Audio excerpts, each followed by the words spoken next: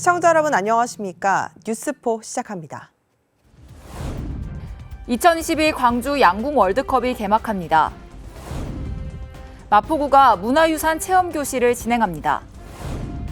대전시 한밭도서관에서 어른들을 위한 그림책 전시회를 개최합니다. 횡성군이 루지 체험장에서 특별 이벤트를 진행합니다. 여수 국가산단 내 폐기물 처리 공장에서 불이 났습니다. 지난 1월 KBC는 더불어민주당 김원희 의원의 전 지역보좌관이 동료 여직원을 성폭행한 사실을 최초로 보도했습니다. 피해자 보호와 처벌을 위해 지원하고 2차 가해를 막기 위해 노력하겠다던 김원희 의원의 다짐과 달리 피해자는 지속적인 2차 가해를 받고 있다며 KBC를 직접 찾아왔습니다. 의원의 측근과 의원실 직원들이 피해 사실을 알린 데 대해 배신자, 혐오스럽다고 비난했고 피해자를 돕기 위해 경찰에 증언한 지인까지 겁박했다고 호소했습니다. 민주당 김원희 의원의 의원실 직원이었던 A씨는 올 초 끔찍한 피해 사실을 알렸습니다. 김 의원의 지역보좌관인 B씨로부터 2020년 4월과 2021년 7월 두 차례에 걸쳐 성폭행을 당했다고 말했습니다. 고심 끝에 뒤늦게 김원희 의원에게 이 같은 사실을 알렸고 민주당 젠더폭력 신고상담센터 피해 접수에 이어 경찰에도 고소장을 제출했습니다. 언론 보도를 통해 사실이 알려지자 김원희 의원은 신속하게 당의 매뉴얼대로 처리했고 혐의자인 지역보좌관을 면직 처리했다고 해명했습니다. 이와 함께 피해자 보호와 처벌을 위해 어떤 협조도 아끼지 않겠다며 2차 가해 방지를 부탁한다고 밝혔습니다. 하지만 피해자 A씨는 곧 절망에 빠졌습니다. 고소장이 접수되고 언론에 보도된 이후 2차 가해가 현실로 다가왔기 때문입니다. 지난 1월 민주당 목포지역위원회 청년 당원이자 가까운 지인이 대전 집까지 찾아와 시의원 C씨가 보내왔다며 합의를 요청했습니다. 시의원 C씨는 이른바 김핵관으로 불리며 김원희 의원의 최측근으로 지역사회에 알려져 있습니다. 김원희 의원 굉장히 신뢰를 받는 사람이거든요. 이분이 저한테 직접 얘기는 못하고 청년 당원을 통해서 돈은 얼마 정도 줄 테니 합의해라. 피해자인 제 입장에서 굉장히 황당하지 않겠어요? 너무 아프더라고요, 그게. 해당 시의원은 제3자를 통해 일이 잘 해결됐으면 하는 바람이었지 합의 종용은 아니라고 부인했습니다. 2차 가해는 여기서 멈추지 않았습니다. 합의를 종용받던 같은 날 의원실에서 함께 동고동락했던 여성 비서관에게 전화가 걸려옵니다. 같은 여성으로서 누구보다 상처를 덮어줄 것이라고 믿어 의원보다 앞서 피해를 털어놨던 동료였습니다. 하지만 여성 비서관의 태도는 어느새 바뀌어 있었습니다. 다른 지인들에게 왜 피해 사실을 알렸냐며 목소리를 높이면서 비난을 쏟아냅니다. 피해자를 위로하기보다 배신자를 운운하며 몰아세웁니다. 나는 너를 믿어서 내가 여태까지 왔던 것들을 네가 나를 배신을 한 거잖아. 솔직히 말을 하자면. 어떤 점이 배신인지 전 지금도 잘 모르겠어요. 배신인지 모르겠다고? 나는 진짜 너를 믿었다는 게 너무 혐오스러워 진짜. 해당 비서관의 해명을 듣기 위해 취재진이 수차례 휴대폰 통화를 시도하고 문자 메시지까지 남겼지만 연락이 닿지 않았습니다. 피해자 A씨는 다른 남성 비서관의 2차 가해를 또 주장했습니다.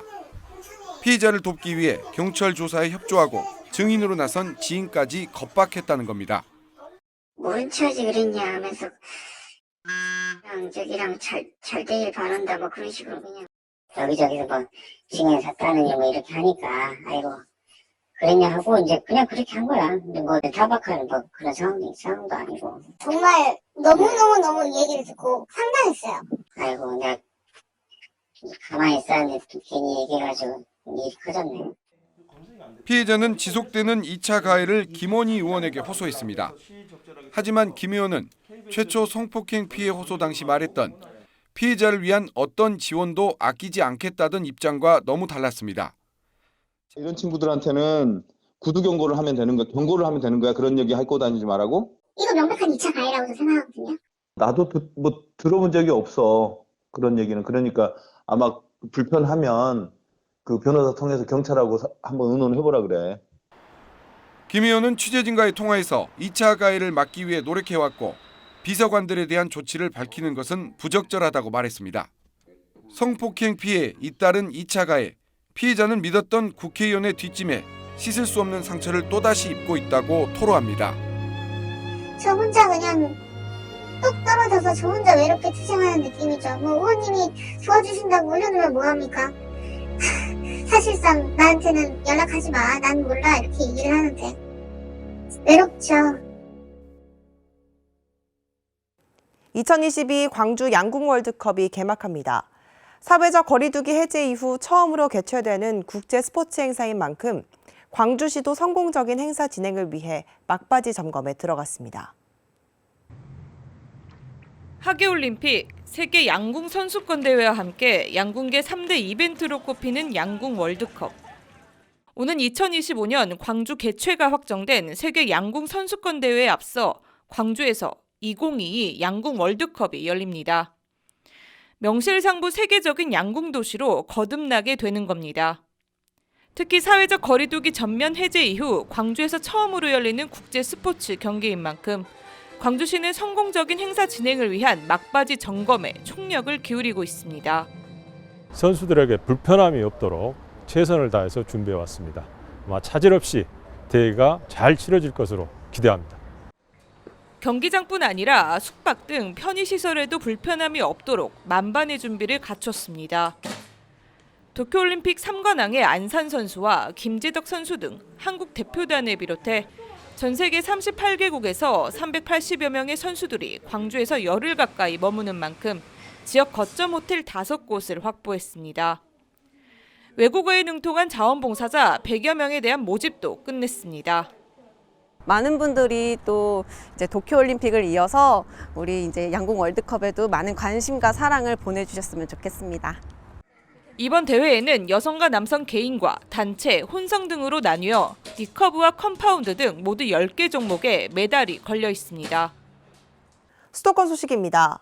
누구나 안심하고 이용할 수 있는 화장실을 위해 마포구는 횟수 제한 없이 전파 탐지기와 카메라 렌즈 탐지기 등 불법 촬영기기 탐지 장비를 무료로 대여해주고 있습니다. 화장실을 이용하는 구민이 편안한 마음을 가질 수 있는 환경을 조성하기 위함인데요.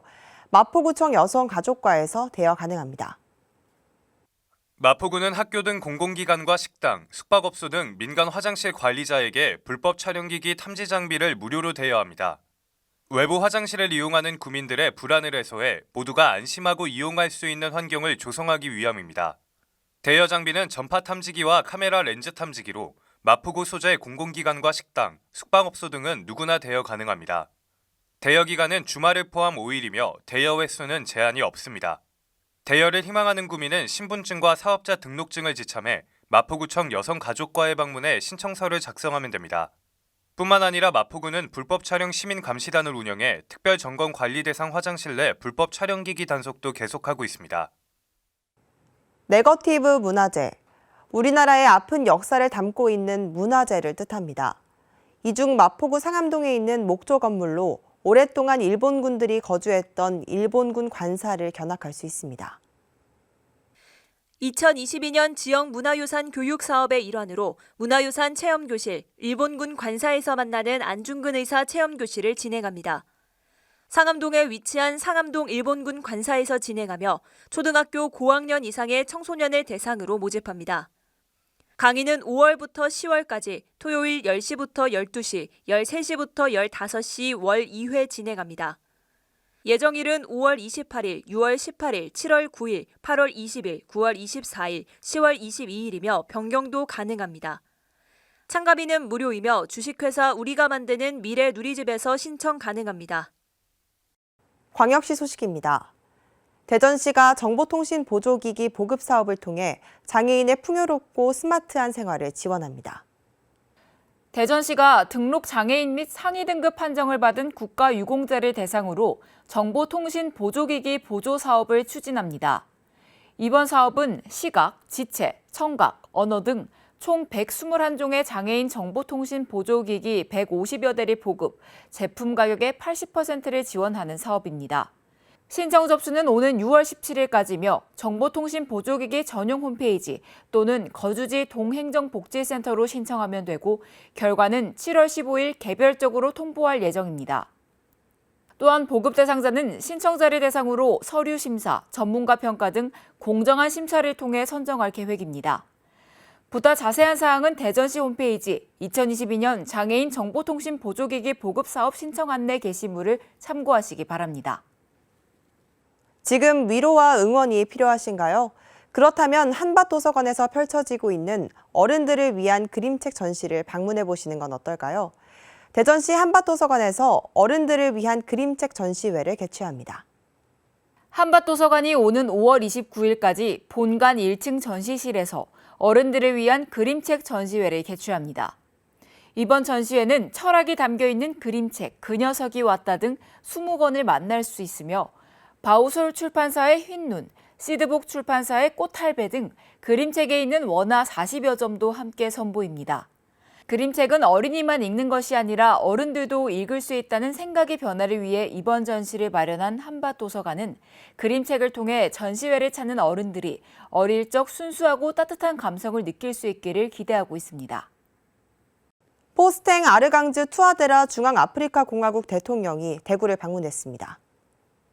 포스탱 아르강즈 투아데라 중앙아프리카공화국 대통령이 9일 대구를 방문해 권영진 시장과 상호 협력 방안을 논의했습니다.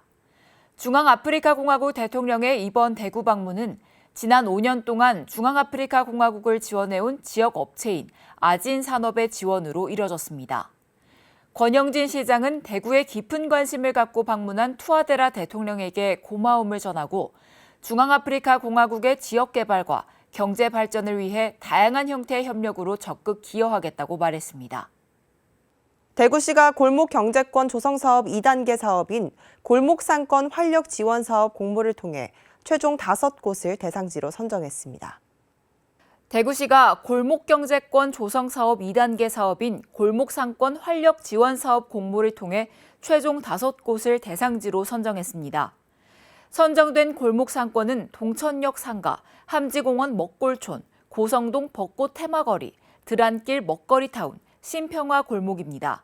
이들 골목상권은 최대 2억 원 규모의 사업비를 지원받아 공동체 역량 강화 교육, 시설 환경 개선, 상권 디자인 개발, 안전거리 조성 등의 사업을 진행합니다. 강원도 소식입니다. 5월 가정의 달을 맞이해 가족과 부부가 함께하는 뜻깊은 행사가 열렸습니다. 아름다운 환경 속에 자리한 전광원에서 특별한 체험 프로그램이 진행됐는데요. 자세한 소식 전해드립니다. 어린이날인 5월 5일 한국전통음식문화체험관에서는 어린이는 물론 가족, 부부까지 함께할 수 있는 특별한 체험 프로그램이 진행됐습니다. 평창군 여성단체협의회에서 평창군 가족사랑 요리여행 행사를 열었으며 이번 행사는 4월 30일과 5월 5일 2회에 걸쳐 진행됐습니다. 행복하고 미래지향적인 평창을 만들어 가는데 조금이라도 기여하고 싶은 마음에서 우리 어린아이들부터 청소년들이 즐겁게 우리 고장이 좋다, 참 행복하다라는 생각을 가질 수 있을 것 같습니다. 코로나19 사회적 거리두기 해제 이후 많은 분들이 함께 모여 즐거운 시간을 보냈으며 이번 행사는 사전 접수를 통해 33가족, 총 120명이 참석했습니다. 유튜브도 만들어보고 직접 먹어봐서 정말 기뻐요. 이날 만든 음식은 두부와 궁중 떡볶이 등 다양한 전통 음식, 조리법을 설명해 주시는 강사님에게 두 귀를 쫑긋 세우며 집중하는 아이들의 모습과 그 모습을 보며 미소를 짓는 부모님의 얼굴까지 가족사랑 요리체험 프로그램이라는 이름에 걸맞게 가족의 진정한 사랑을 느낄 수 있었습니다. 이렇게 인근에 가까운 곳에서 체험할 수 있어서 너무 좋았고요. 우리 아이들이 너무 맛있어하고 순두부도 너무 맛있어해서 좀 뿌듯한 것 같아요. 이번 행사를 통해 가족들은 음식을 직접 만들면서 화목을 다졌고 자녀들과 특별한 체험 활동도 진행했습니다. 엄마 아빠와 자녀 모두 다 함께 즐길 수 있었던 이번 프로그램은 평창군 여성단체협의회에서 주최했으며 평창군 여성단체협의회는 최근 탄소 줄이기 자원 재활용 봉사활동을 진행하고 여성 리더 아카데미를 개최하는 등 다양한 활동을 통해 평창 군민들을 위해 노력하고 있습니다. 강원 횡성군이 5월 가정의 달을 맞아 횡성 루지 체험장을 찾는 어린이와 가족이 신나는 하루를 보낼 수 있도록 특별 이벤트를 개최했습니다. 이번 행사는 5월 7일 횡성 루지 체험장 내 설치된 행사 부스에서 펼쳐졌습니다. 주요 프로그램으로는 페이스 페인팅, 캐리커처 그리기, 풍선 아트, 캘리그라피 등 체험 행사와 대형 버블쇼가 선보였으며 루지 체험장을 찾은 방문객들에게 행복한 추억을 선사했습니다. 한편 올해 3월 개장한 횡성 루지 체험장은 오는 11월까지 오전 9시 30분에서 오후 5시 30분까지 운영됩니다. 충청도 소식입니다. 이시종 지사는 직원조회에서 지난 기간 충북은 충북발전의 원동력과 발전 기틀을 마련했다고 밝혔습니다. 특히 이 지사는 산업단지 대개조 사업과 미호천 지류 통합 집중형 오염 지류 개선 사업 등 수백억에서 수천억 규모의 공모 사업이 잇따라 선정됐다며 코로나19 극복 대응과 정부 예산 확보, 새 정부 국정과제 현안 사업 반영 등의 노력을 기울여준 직원들의 노고를 치하했습니다. 이 지사는 향후 5년은 우리가 마련한 충북 발전의 기틀을 성공적으로 마무리하는 데 매진해달라고 요청했습니다. 충북경제자유구역청은 바이오헬스, 스마트 IT 부품 산업의 혁신 성장을 위한 혁신생태계 조성 사업을 본격 추진합니다. 경제자유구역 혁신생태계 조성 사업은 경제자유구역을 글로벌 신산업 거점으로 육성하기 위한 산업통상자원부의 공모 사업입니다. 충북경제자유구역청은 수혜기업을 모집하고 심사를 거쳐 경제자유구역에 입주한 기업을 지원할 예정입니다. 충북경제자유구역청 관계자는 이번 사업을 통해 충북경제자유구역을 중부권 글로벌 비즈니스 거점으로 육성하고 혁신 생태계 활성화를 통한 신성장 동력을 확보해 나갈 계획이라고 말했습니다. 전라도 소식입니다. 대선 패배 이후 민주당은 뼈를 깎는 쇄신을 약속했지만 전남 곳곳에서 경선 불복, 재심, 재경선이 잇따르면서 반민주당 연대 등 시민적 저항이 거세지고 있습니다. 이중투표 논란이 불거진 민주당 영암군수 경선은 기존 결과를 무효화하고 재경선을 치르기로 했습니다. 현지 기초단체장으로 유일하게 탈락한 전동평 후보의 재심 요청을 중앙당이 받아들인 겁니다.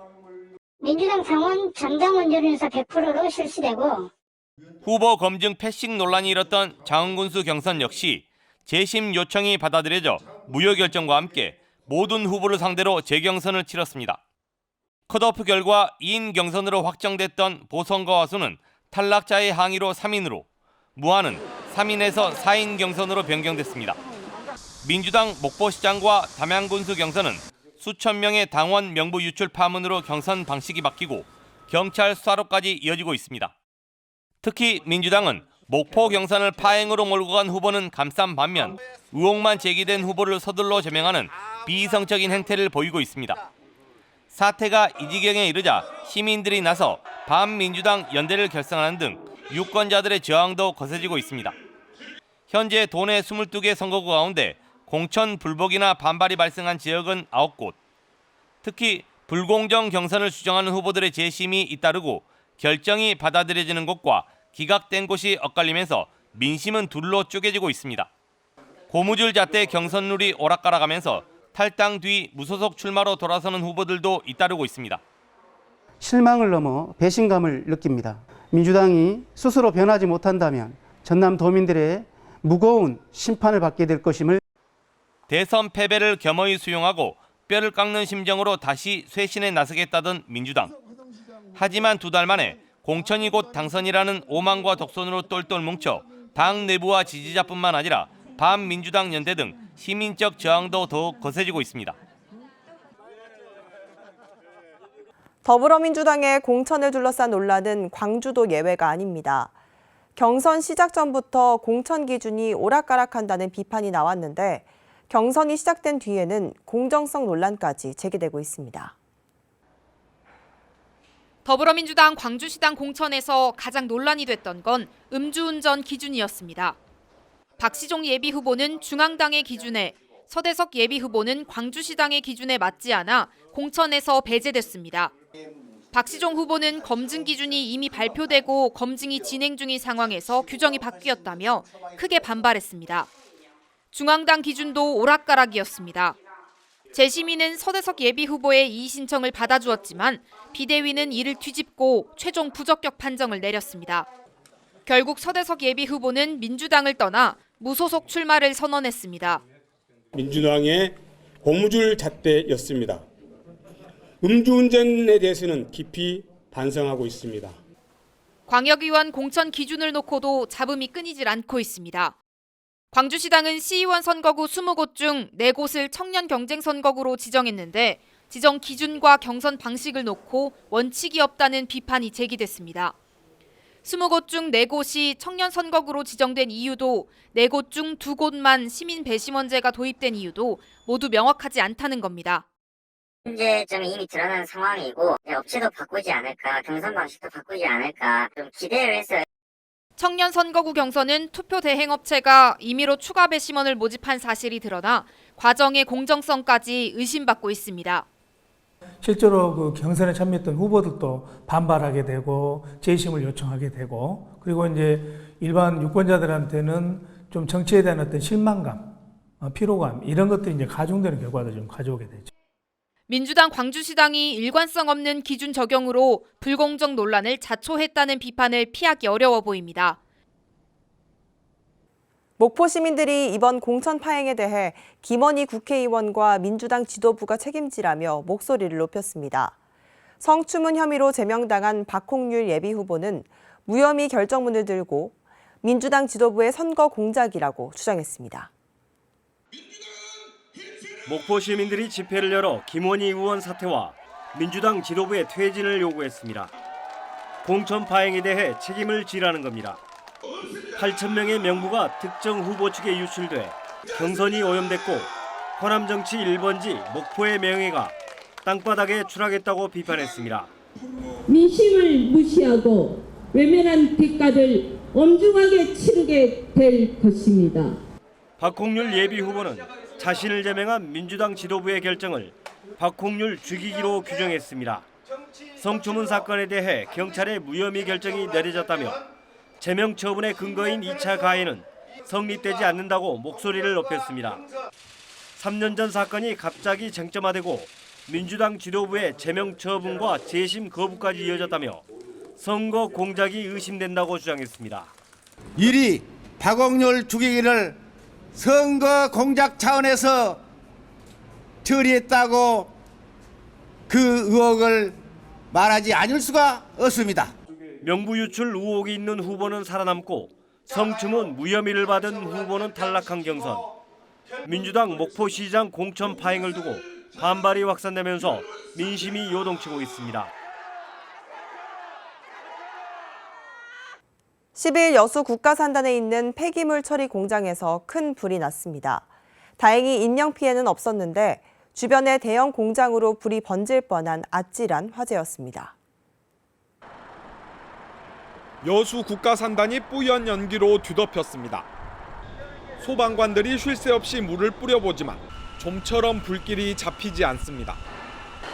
오늘 새벽 5시 20분쯤 여수 국가산단에 있는 한 폐기물 처리 공장에서 불이 났습니다. 처음에 봤을 때는 연기가 저 새까맣게 나왔어요. 뭐 터지진 않고요? 모르겠어요. 그거는 모르겠고. 각종 폐기물을 처리하는 공장 안에 있었던 300톤가량의 폐페인트통 더미에 불이 옮겨 붙으면서 피해가 커졌습니다. 불은 공장 내부 6천여 제곱미터를 모두 태운 뒤 발생 6시간 반 만에 모두 꺼졌습니다. 오늘 화재는 작업이 이루어지지 않은 새벽 시간에 발생해 인명피해는 없었습니다. 여기가 원래 폐기물이 그 자체가 좀 어려워요. 확실한 것은 새벽에 작업 중에 난 건 아닌 것 같아요. 불이 난 공장 주변에는 크고 작은 공장들이 밀집해 있었지만 다행히 신속한 대처로 불이 옮겨 붙지는 않았습니다. 경찰과 소방당국은 최초 발화 지점과 주변 CCTV 등을 분석해 화재 원인과 피해 규모를 조사하고 있습니다. KBC 이계혁입니다. 사람의 웃는 모습을 닮았다고 해서 미소천사로 불리는 토종 돌고래 상괴이는 멸종 위기종입니다. 이 상괭이가 지난 5년 동안 국내 연안에서만 무려 4천여 마리가 폐사했는데 뚜렷한 원인이나 대책이 나오지 않고 있습니다. 지난 8일 여수 백야도 해안에 떠밀려온 상괭이 사체입니다. 등 부분에 큼지막한 상처가 나 있습니다. 그물에 걸려 죽은 상괭이를 바다에 버린 것으로 추정됩니다. 올해 들어 여수에서만 27구째입니다. 자주 나오는 출몰 지역 가면은 사체가 또 많이 발견됩니다. 물고기를 먹기 위해서 들어갔다가 못 나오는 질식사가 많이 추정이 됩니다. 주로 여수와 부산, 제주 등의 연안에 서식하는 토종 돌고래 상괭이. 등 지느러미가 없고 사람의 웃는 모습을 닮아서 미소천사, 웃는 고래로도 불립니다. 하지만 국내 연안에서 죽은 채 발견된 상괭이는 지난 2019년 1,460마리, 2020년 1,000여 마리 등 지난 5년 동안 4천여 마리에 이르는 것으로 추산됩니다.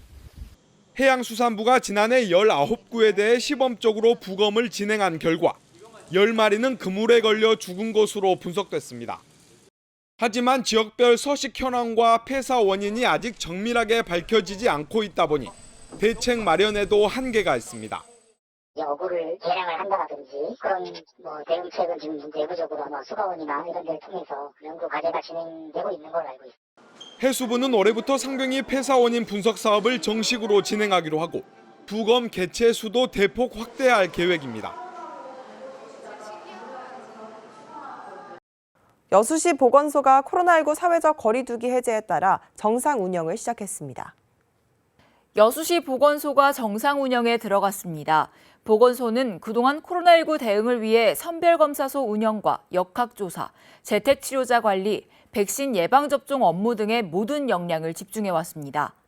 그러나 최근 확진자가 감소세로 접어들어 자율 방역 체계로 전환됨에 따라 코로나19 관련 인력을 축소하고 보건소 운영을 정상화하게 됐습니다.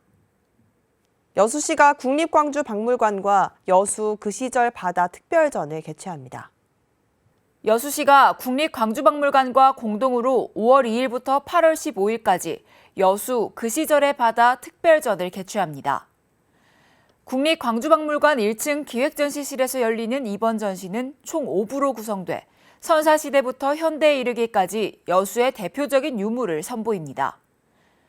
관람 시간은 평일 오전 10시에서 오후 6시까지며 토요일은 오후 8시까지 야간 관람이 가능합니다. 관람료는 무료입니다. 쫄깃하고 고소한 맛이 매력적인 다슬기가 제철을 맞았습니다.